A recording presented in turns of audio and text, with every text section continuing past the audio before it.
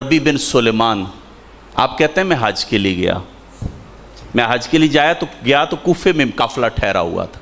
मैं एक जगह रुका तो मुझे कोई हाजत हुई, तो मैं हाजत के लिए निकला तो मैंने क्या देखा, एक औरत है वो मुर्दार का गोश्त काट के थैले में डाल रही है। रबी बिन सुलेमान कहते हैं कि मैं कहने लगा, लगता है ये औरत पठियारन है, लोगों को मुर्दार खिलाती होगी, मैं इसका पीछा करूँगा।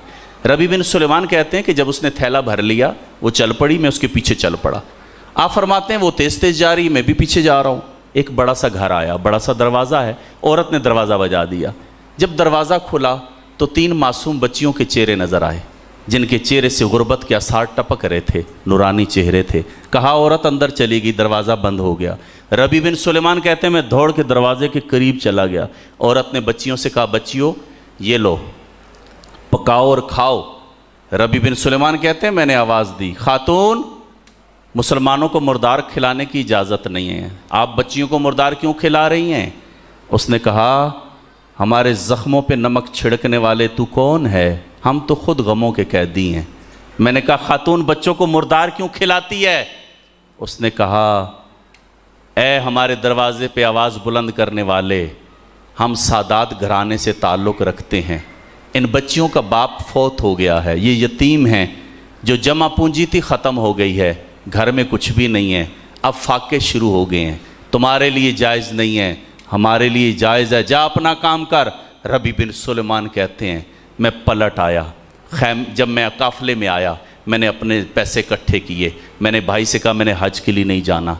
मेरा भाई काफ़िले में मौजूद था, समझाने लगा, मैंने कहा मैंने नहीं जाना। काफ़िले वाले कहने लगे पागल हो गया है। मैंने कहा मैंने इरादा मुलतवी कर दिए। कहते हैं सारी रकम ली, बाज़ार चला गया, आटा लिया, कुछ चीज़ें ख़रीदी, बकिया रकम आटे के अंदर रखी, जाके दरवाज़ा बजा दिया। जब दरवाज़ा खुला वही मासूम बच्चियाँ, खूबसूरत चेहरे। कहा, मैंने कहा ये तोहफ़ा कबूल कर लो। जो सबसे बड़ी बच्ची थी, कहा नबी की आल पे रहम करने वाले, अल्लाह तुझे दुनिया में भी इज़्ज़तें दे, अल्लाह तुझे आखिरत में भी इज़्ज़तें दे। कहा दूसरी ने भी दुआ दी, तीसरी ने भी दी। रबी बिन सुलेमान कहते हैं दुआओं से सुकून बड़ा आया, मैं वापस पलटा। काफ़िले वाले जाने लगे, मैंने कहा वापस क्या जाऊंगा, यहीं रुक जाता हूं, जब लोग हज करके वापस आएंगे तो उनके साथ वापस चला जाऊंगा। रबी बिन सुलेमान कहते हैं कि काफ़िले चले गए, मैं इंतज़ार करता रहा, हज भी हो गया, लोग हज करके वापस पलटने लगे। रबी बिन सुलेमान कहते हैं जब एक काफ़िला आया, मैंने काफ़िले को देखा तो मेरे चीखें निकल गईं, मैं बदनसीब हज के लिए तो नहीं जा सका। कहा काफ़िले वालों को मैं मुबारक देने लगा, ए काफ़िले वालों तुम्हारा हज तुम्हें मुबारक हो। कहा कैसी मुबारक? कहा वो बदनसीब मुबारक कर देता है जो यहाँ से आगे नहीं जा सका। उन्होंने कहा हमने तुझे वहाँ देखा है, हज करते देखा है। रबी बिन सुलेमान कहते हैं मैं हैरान था, ये कैसी बात करते हैं। कहते इतने में अपना काफ़िला आ गया। जब अपना काफ़िला आया तो सगे भाई को देखा, सारे बंधन टूट गए। अब तो भाई के गले लग के बिलक बिलक के रोने लगा। मेरा भाई कहता है क्या हुआ है? मैंने कहा मैं बदनसीब हज से रह गया हूं। मेरे भाई तुझे हज मुबारक हो। मेरा भाई कहता है तूने 7 तो हज किया है। काफिले में से एक शख्स ने कहा, अरे तूने तवाफ के दौरान ये थैली मुझे पकड़ाई थी। रबी बिन सुलेमान कहते हैं माजरा अजीब है, थैली खोलता हूं तो शर्फियों से भरी है। कहते हैं रात को सोता हूं, किस्मत अंगड़ाई लेके जाग जाती है। महबूबे कायनात ख्वाब में आते हैं, फरमाते हैं रबी कितने गवाह पेश करें कि तूने हज कर लिया है। जब तूने मेरी आल पे रहम किया, अल्लाह ने तेरी सूरत में एक फरिश्ता पैदा किया जो क़यामत तक तेरी तरफ से हज करता रहेगा।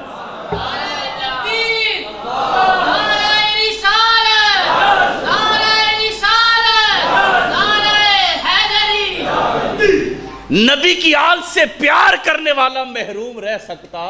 ये हो ही नहीं सकता। हजूर की आल से प्यार करने वाला महरूम नहीं रहेगा। वो दुनिया में भी मौजे मारेगा, आखिरत में भी मौजे मारेगा।